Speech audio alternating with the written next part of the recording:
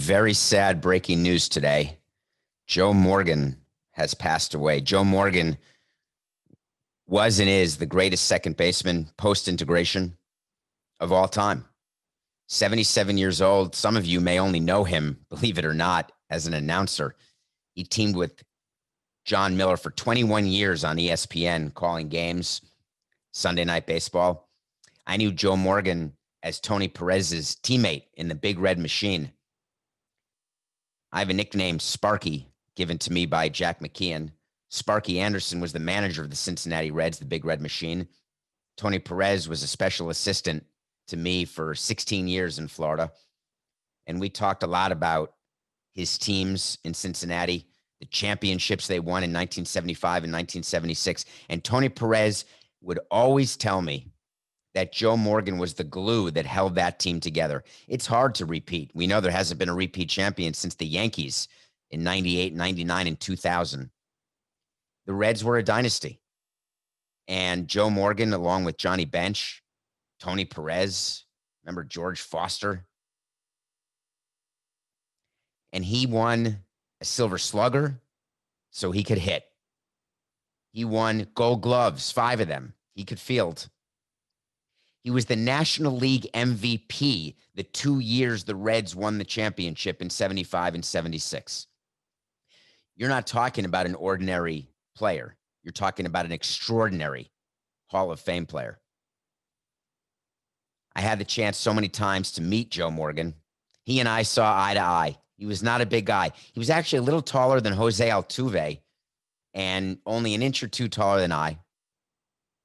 But he had this presence when he would walk in a room, and the glee that he would feel when he would see Tony. It's like seeing an old friend. It's like putting on an old, comfortable pair of slippers or pajamas, thinking back to the way baseball was. Those guys who played for that Big Red Machine, they did everything right. Dave Concepcion. And they would watch today's baseball, and they'd wonder why you couldn't drive a runner in with a man on third under 1 out, why you couldn't sacrifice a player over, put a ball in play. They didn't quite understand the true outcome that we talk about now, where it's walks and home runs and strikeouts, because they found a way to get jewelry by not doing those things, by being all around fundamental baseball players. Hall of Famer Joe Morgan will be missed. It has been a year that I don't remember. And of course, we always say that when you watch the past year's passings, but this year just seems different to me. Tom Seaver passed away recently, Bob Gibson, Whitey Ford, Joe Morgan. It's off the top of my head, 4 Hall of Famers in the past month, it feels. My best wishes and warmest condolences to his family, his friends, his teammates. And just know this, Joe. I promise that your legacy lives on, because within clubhouses, it may not happen on Twitter, but within clubhouses, your name is spoken about as a player who played the right way on the field and acted the right way off the field. Rest in peace, Joe.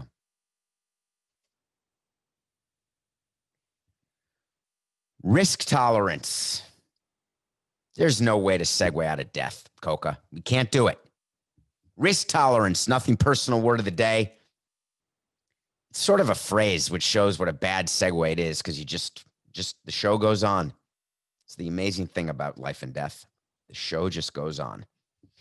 Why are we talking about risk tolerance? The biggest news of the weekend, which is saying quite a bit, because if you had the weekend that I had, it was a panoply of sports. Just yesterday, I was watching the American League Championship Series, Game 1, the NBA Finals, Game 6, Sunday Night Football, when Russell Wilson went to 5-0, beating the Vikings in a ridiculous game.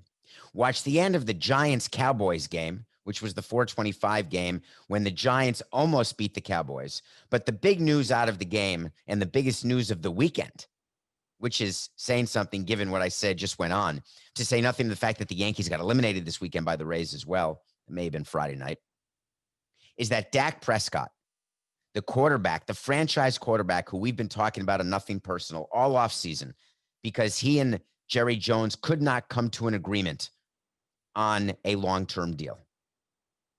Dak Prescott ended up getting franchise tagged, a concept we explained on previous shows. It means he had a one-year deal at $30 million plus. Dak Prescott is leading the Cowboys while they were off to a horrible start. Should have been 0-4, but they're 1-3. Dak Prescott was having a historic start to the season. I want to say 450 yards plus each game. That could be wrong, but it feels like something I read. But either way, franchise quarterback gets tackled, and all of a sudden I'm watching because the games, the NBA game and the ALCS had not yet started. About 6.5 minutes left in the third quarter. And every play in football, when there's a tackle, you scratch your head and wonder, how is that person not in the hospital? If I got hit like that, I'd be dead. Dak Prescott got hit, and all of a sudden he's down, and the camera is showing his leg, and it did not look right. It was a Joe Theismann tackle, not as fierce as the Lawrence Taylor tackle on Joe Theismann, but the result was the same. Dak Prescott has a compound dislocated fracture in his ankle. When CBS realized the seriousness of the injury, in the beginning they didn't. They thought maybe he just was down. Maybe he was tired. When they realized and they looked at the tape and showed it, all of a sudden, the ambulance cart comes on the field. They showed Jerry Jones gasping. They showed Jason Garrett, his former head coach, now the offensive coordinator of the team they were playing, running on the field. Mike McCarthy masked, going on the field. Cowboys players one at a time, taking a knee, praying. Dak Prescott's ankle required immediate surgery Sunday night, successful surgery. And the question is, what does this mean for Dak Prescott's career? What does it mean for future NFL players when they are offered guaranteed money? What does it mean to owners who dish out contracts and add guaranteed money when in fact they don't need to, because NFL contracts are not guaranteed? Let's talk about the business of this injury, because there is a significant story here. You're allowed to franchise tag a player 2 times. Next year, Dak Prescott would be eligible for another tag, which would be a raise over the $30 million he's making this year. If you're Jerry Jones, you're definitely not signing Dak Prescott to a long-term deal now. You have to really ask yourself whether you're going to tag him and pay him at all. If you don't tag him, he could become a free agent. Andy Dalton, their backup quarterback who played for the Bengals, is not a number one, not a quarterback to lead the Dallas Cowboys back to the Super Bowl for the first time in 25 years. But will Dak Prescott return from this injury to become and be the player he was? Everyone's saying the right things. The doctors, Jerry Jones, his teammates. Jerry Jones had a statement that was extremely telling in what it didn't say. He talked about how heartbroken he feels for Dak and how disappointing the injury is.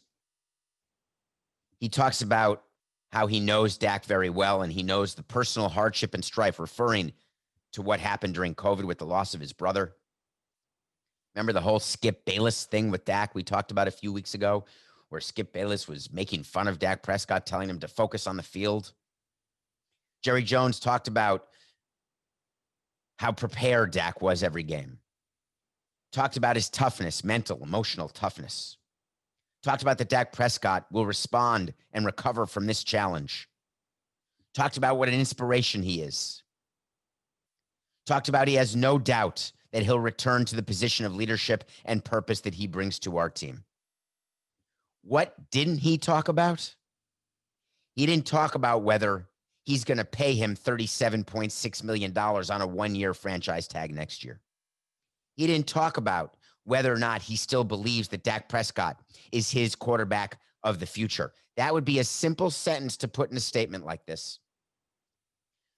We have built this team around Dak, and we will be here when he's back because he will lead our team into the future. Why didn't Jerry Jones say that? Because there is no way to guarantee that that is the case. None. If you are an owner of a team, you cannot sign him long-term. If you're Dak Prescott, you know very well what's in your head. You know that you turned down, which he did. He turned it down. A $34.5 million AAV over 5 years with over $100 million guaranteed. He turned it down. He wanted more. Is he worth more? Not relevant to me. Did he deserve more? Not important. The reality is that football players are not guaranteed the next play. You can say the same thing about baseball. You can get hit in the face with a baseball. Yes, you can. That's how we got Giancarlo Stanton to sign a long-term deal. It is rare that position players get an injury where they're out or their career trajectory changes. Pitchers, it happens. One pitch away from Tommy John, one pitch away from a torn labrum. Football is way more common to have career-altering injuries. When you are offered guaranteed money, you have got to take it. And you take a discount because by definition in football, the guarantee of performance does not exist to the level it does in the other sports. Therefore, you are going to have to take a discount, not a premium. And what Dak always felt is he deserved a premium for being the top 1 or 2 quarterback, just slot in maybe right below Patrick Mahomes. Now, he got his 1-year franchise tag, and I don't think he's going to get another one. I don't think that Dallas can afford to have $37.6 million of its cap used on a player where there is no certainty. Now, people are saying he's back next year. Everything will be good. When you're the owner of a team, you can't take the word of the doctor. You have to look at the player and you have to see the player perform and proof of health before you sign a deal with the player, even a franchise tag 1-year deal. You cannot take $37 million of cap space on a hope and a prayer. The risk tolerance calculation that NFL players have used in the past has got to change. The numbers have gotten to the point where if you're in a position to grab some guaranteed money, you got to do it. NFL owners will take advantage of this imbalance in risk tolerance because Jerry Jones, once the anger, disappointment, and frustration wears off, which it will in the coming days, he will look to his GM and he will say, Jerry, I'm glad I didn't give you permission to increase your offer to Dak, and I'm glad he's not signed. The GM, Jerry, will look at Jerry and say, Jerry, we're better with Dak, but we don't know if Dak is going to be Dak. So if I were the owner, Jerry, I may move on and change the makeup of this team. Jerry and Jerry will be having a lot of meetings in the coming months as they figure out what to do. But you heard it here on Nothing Personal that the risk tolerance for owner Jerry and GM Jerry has now changed. More breaking news on Indigenous Peoples Day. Rick Renteria has been fired by the Chicago White Sox in a very surprising move in my mind. I actually thought that I was the only person who fired managers after a great season. But as it turns out, we're adding Jerry Reinsdorf, Kenny Williams, and Rick Hahn to that list. Owner of the White Sox, president of baseball ops, and GM. Rick Renteria had been managing the White Sox through 4 seasons, 236 and 309. He is known as a great, great guy. Actually, he's now been fired by the Cubs and the White Sox, Coca. How do you like that? I would say this is obviously ridiculous because we always say that's never happened before, but everything's happened before. He may be the first manager fired by both Chicago teams. Maybe. It sort of makes sense that he would be. I can't think of anyone else.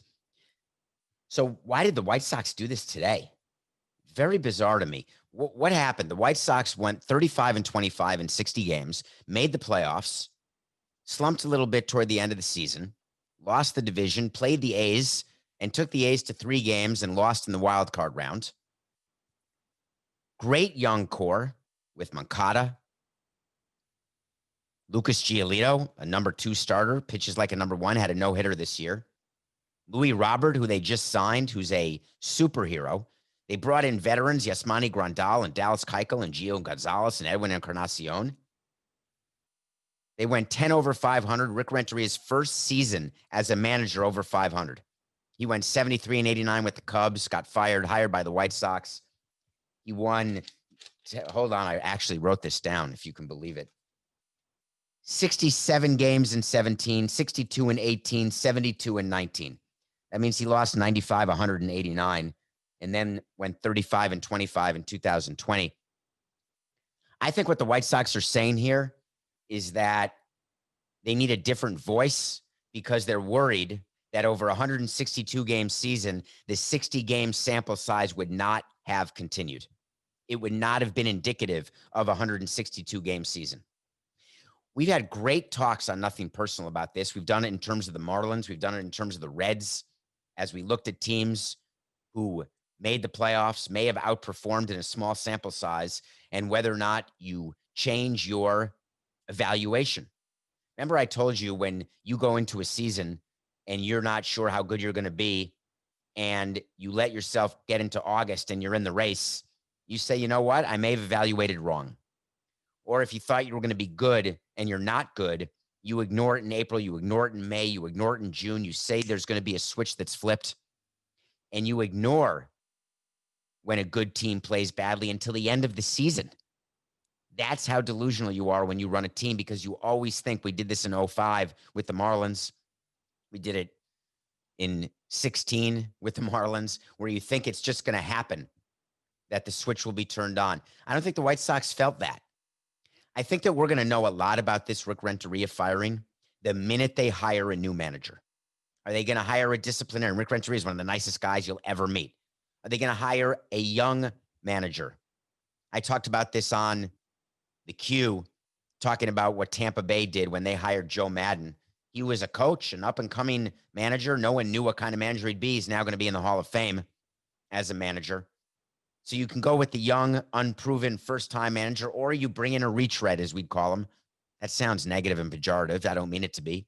It's someone who's been hired and fired before, someone who commands immediate respect when they walk into a clubhouse.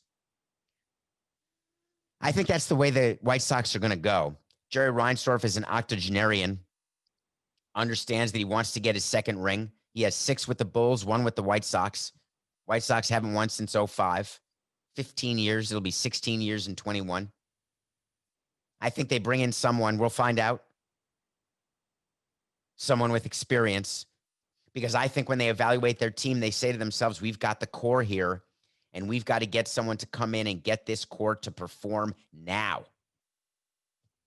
It's going to be sort of interesting to think about when you make decisions. You know, Coca is in my ear saying that he's got a managerial candidate that would be a great candidate for the White Sox. And he's thinking, why not hire the former Red Sox manager and Astros bench coach, the suspended Alex Cora, whose suspension will end the minute the World Series is decided, no later than October 28th. That's a very interesting choice. Jerry Reinsdorf is very progressive in that way. Would certainly give Alex Cora another chance, I believe. Would be able to manage any sort of bad press that could come. I think that he's also been very, very serious about diversity, having diverse managers. He can deal with all types of personalities, having won the World Series with Ozzie Guillen. I think that's a very good name, Coca.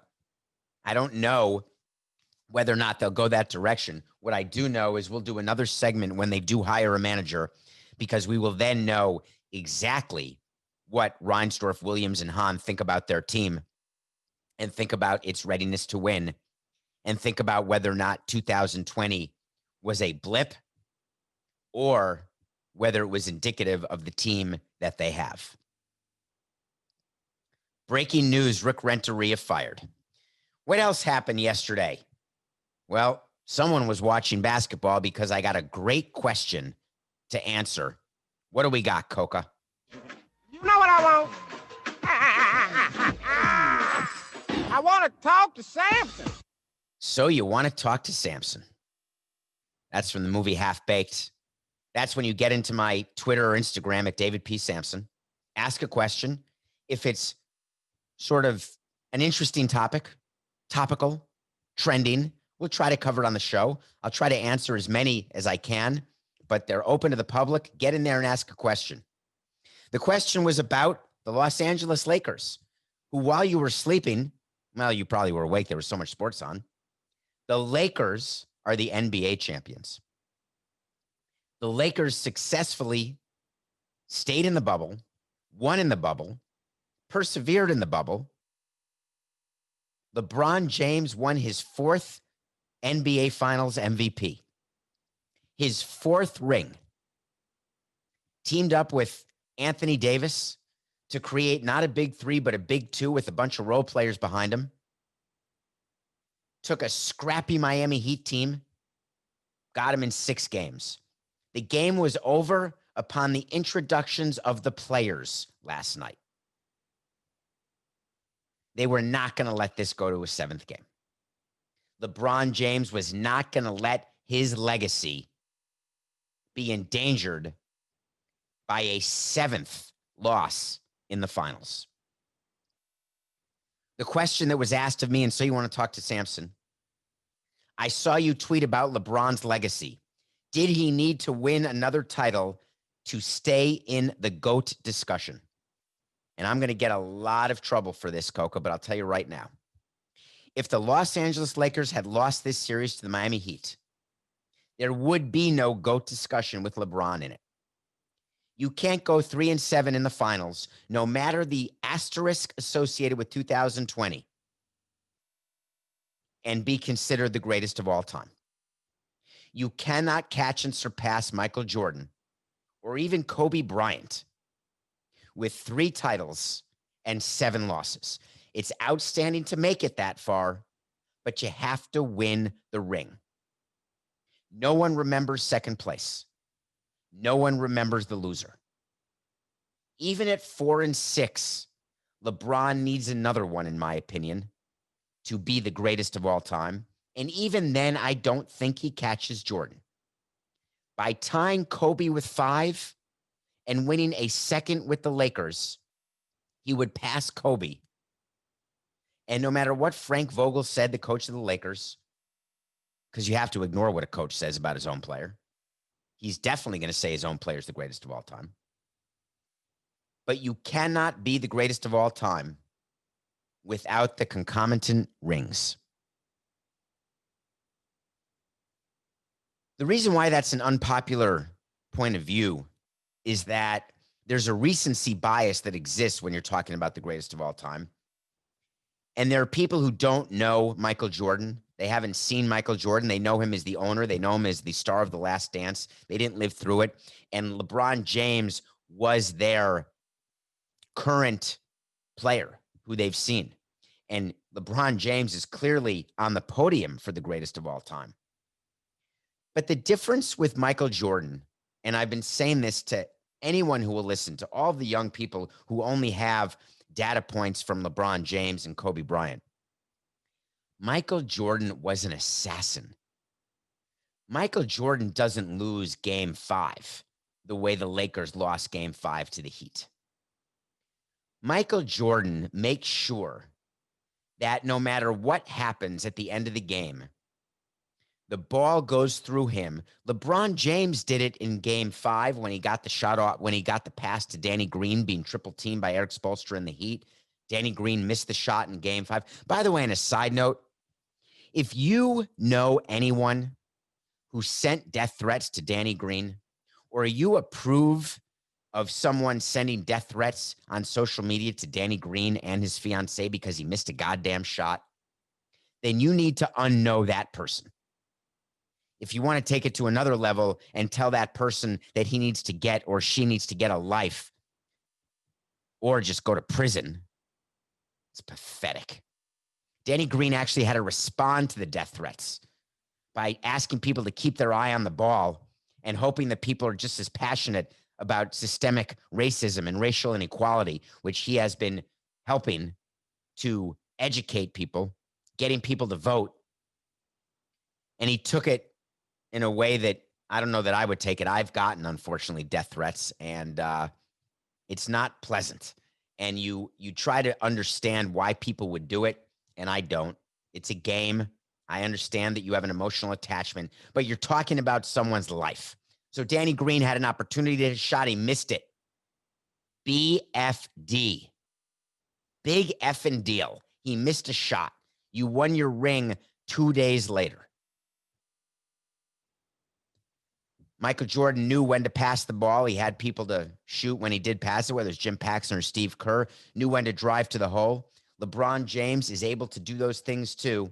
But there was a time with LeBron when he didn't want to take the last shot, when he was a pass-first guy. When you look at their games and you look at their instincts, their killer instincts, and that is a horrible pun to use, Coca. Cut it out of the show. 3, 2, 1. When you look at LeBron James and his winning instinct, it has evolved over time. He can take over games, but not the way Jordan could. He can get to the line, not the way Jordan could. He can make his teammates better, but not the way Jordan could. LeBron James becomes the first player to win an MVP for 3 teams in the finals, having won 2 rings with the Heat, 1 with the Cavs, and now 1 with the Lakers. Do not misunderstand me, Ruben, if you're listening. He is the second greatest player of all time. Give me another ring, and we get to talk more.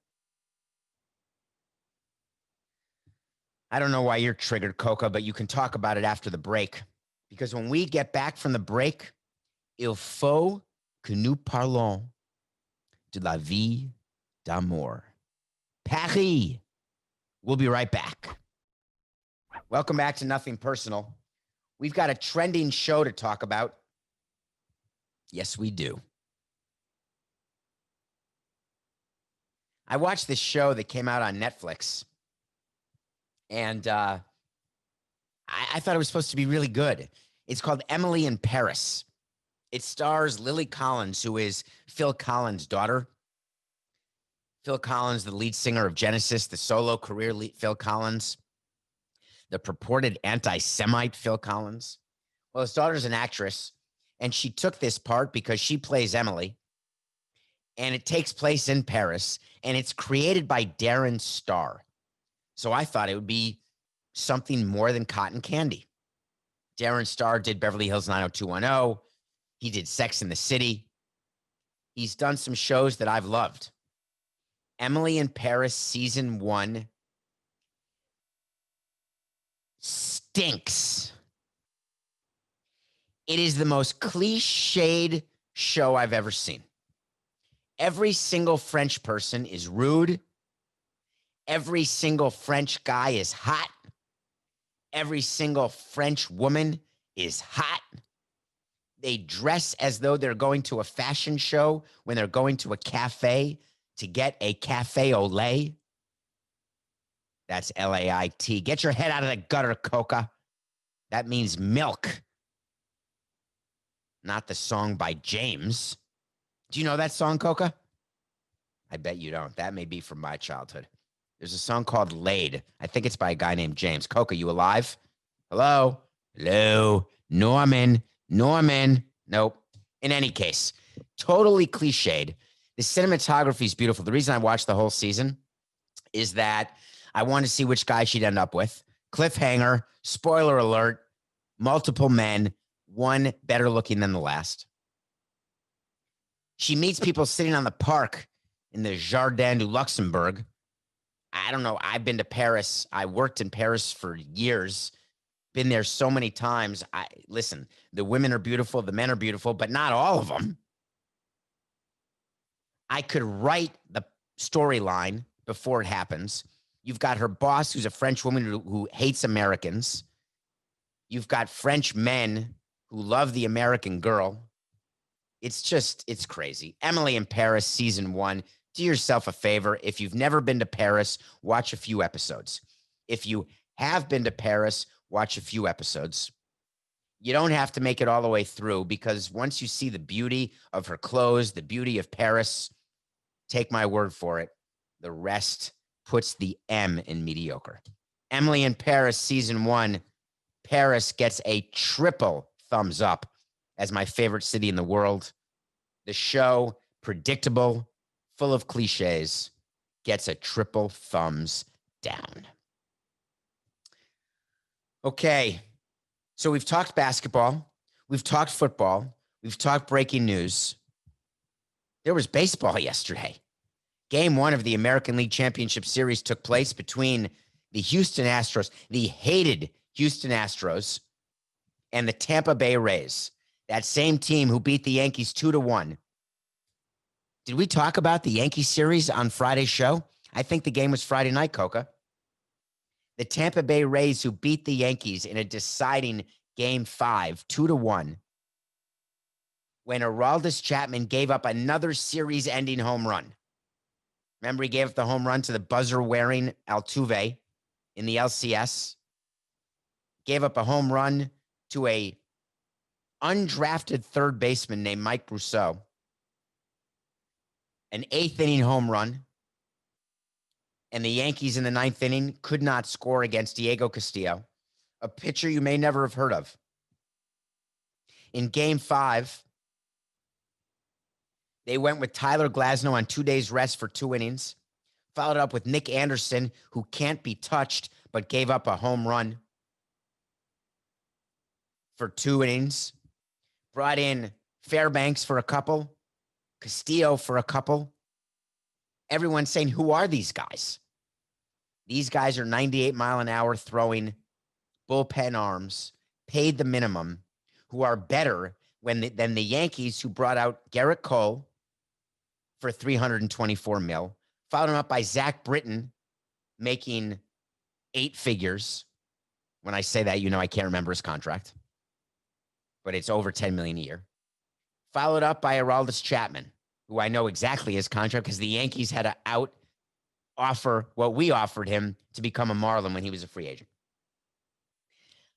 I may be doing the math wrong, Coca, but I bet you the 3 Yankee pitchers who pitched Game 5 and lost Game 5 to the Rays make more money than the entire Rays team. I think I'm right. There's no way to do that math right now during the show, but let's assume I'm right, and if I'm wrong, someone will correct me and we'll correct it. So the Rays beat the Yankees. They're the number 1 seed. They had beaten the Yankees during this 60-game regular season 8 out of 10 times. Not a surprise. We picked the Rays to beat the Yankees. MLB's pissed. Steinbrenner can't even talk about it. Aaron Boone is despondent. And Brian Cashman is saying, wow, I'm really not doing enough winning to merit an extension because I only have a year left on my deal.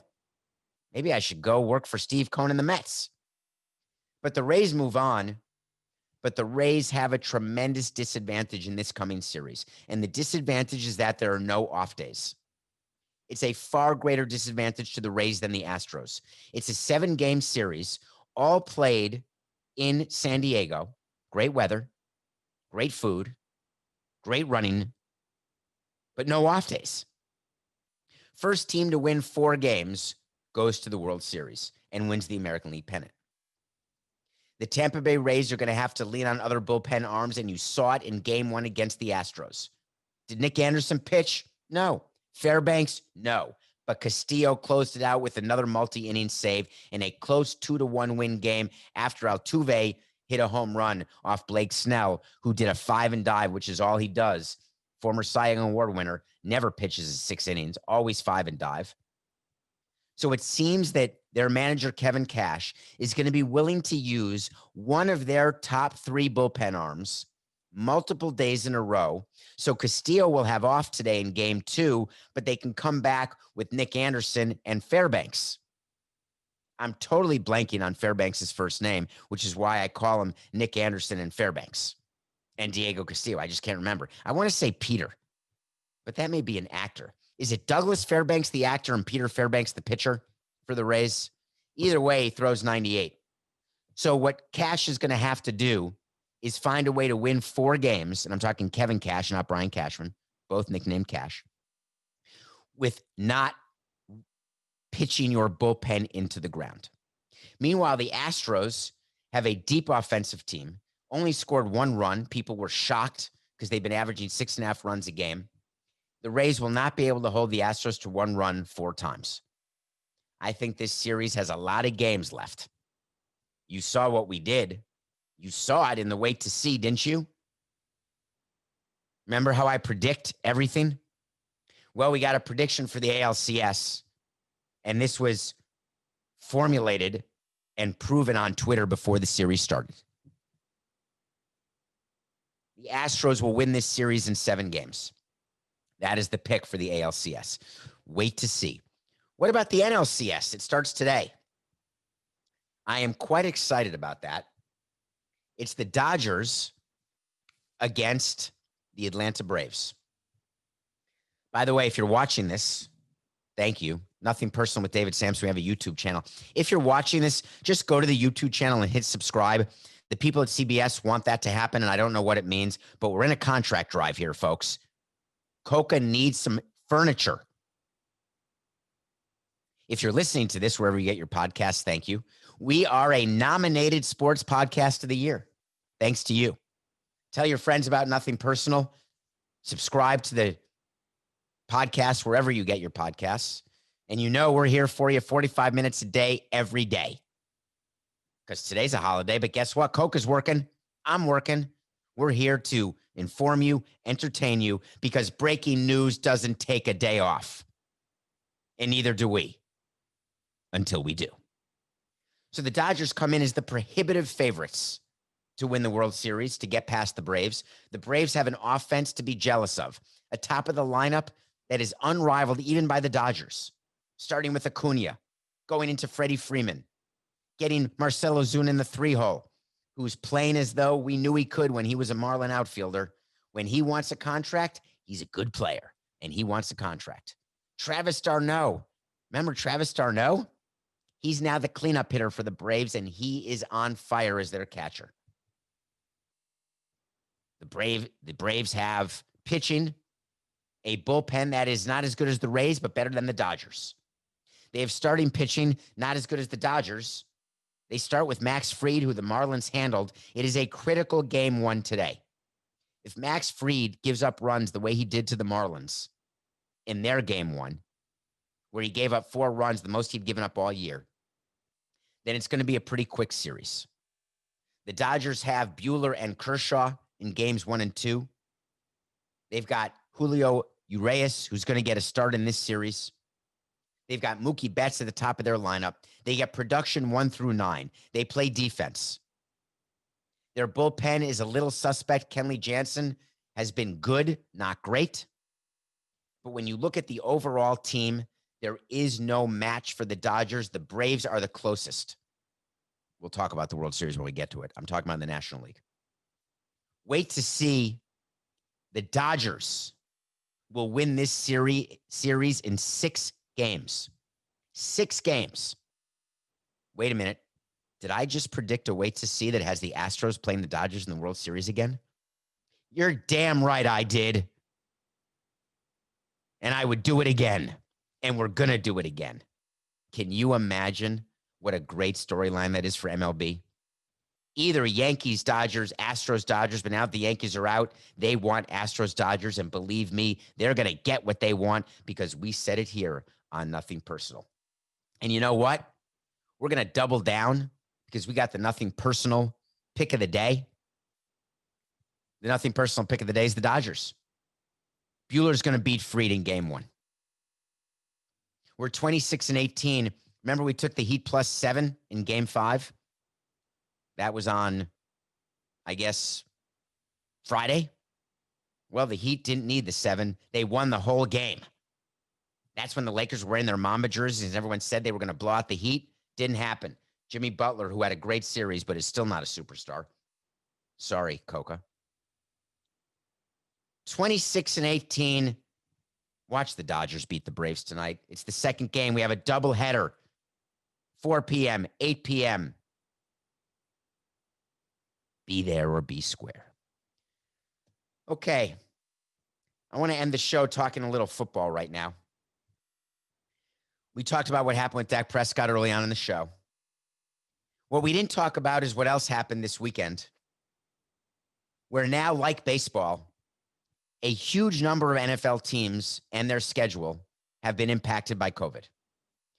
You heard us say on Nothing Personal that Roger Goodell would have to take his thumb out of his mouth and realize that he's going to have to be like baseball. They're going to have to move the schedule around in a way they've never done, the way they're uncomfortable doing, the way they don't want to do, but it's their only hope of having a season. We talked about the fact that when you move football games around, it's different than baseball. You don't play doubleheaders. They're not going to play 2 3-quarter games. We talked about game preparation. You can't change a team's opponent on a Friday because there's a game plan that's put in for a specific team. It's not like where the Yankees can either play the Orioles or the Blue Jays. Just tell me where to go. Put the rosin bag out there and you play. It's not like that. Well, the NFL has now moved around games because the Patriots had another COVID test positive. They've moved bye weeks for teams like the Dolphins, Broncos, Vikings, Titans, on and on. The Patriots, who are trying to get past the Cam Newton positive COVID test, they're trying to live through their first season without Tom Brady. They're trying, believe you me, their sole focus is having a better record than the Buccaneers this year. I promise you, not just because it's Nothing Personal wait to see, because it is a total Bill Belichick ego. They must be better than the Bucs. Well, they've got a cornerback on their team named Jason McCourty, and Jason McCourty did not pull any punches. He is furious with the NFL Players Association. He's furious with the NFL. He gave a statement that said, and I will say kind of throughout all of this, the realization that it's not a league-wide thing, it's a team thing. For us in this locker room, this is what we have between the players and coaches, administration, the staff. It's up to us to kind of take care of one another to make sure physically we're all set. What's he talking about? Oh, we're going to get to it. To make sure mentally, wait for it, because here it is. It's the money sentence. Because I think outside of here, the people that don't have to walk in our building, whether it's the league office or whether it's the NFLPA, they don't care. For them, it's not about what's in our best interest, our health and safety. It's about, quote, what can we make protocol-wise that sounds good, that looks good? How can we go out there and play games? So I think what I kind of learned personally throughout this situation, it's going to be up to us as the individuals in this building to take care of one another. Holy cow, McCourty went scorched earth. Remember, he has a twin brother on the team named Devin. Remember, they're twins. They have the same name. It's pretty cool, actually. The opposite of what happened in the NBA, where LeBron James takes the MVP trophy and thanks the commissioner. The owner takes the Larry O'Brien trophy out of the Louis Vuitton suitcase. What a great sponsorship I did, by the way. And thanks Adam Silver and all the employees for having the best interests of the players in mind and their health, for appreciating and understanding what's going on with systemic racism and racial inequality. This is a nightmare for the NFL to have a comment like this, because if you're Roger Goodell or you're Robert Kraft and you see one of your players believe that you do not have the best interests of your players, either physical or mental well-being, and for you, it's about getting the games in no matter what, you have to change that narrative immediately. Because if you don't, you are risking losing sponsors. You are risking losing fans. You are risking losing money. And you know what is important to the NFL. And Jason McCourty has given you a roadmap, and you better take it and you better fix what you're doing, because you've got to deal with COVID and schedule changes and safety of your players right now. Because then you can keep your reputation intact, because you and I both know for the NFL, it's just business. It's nothing personal.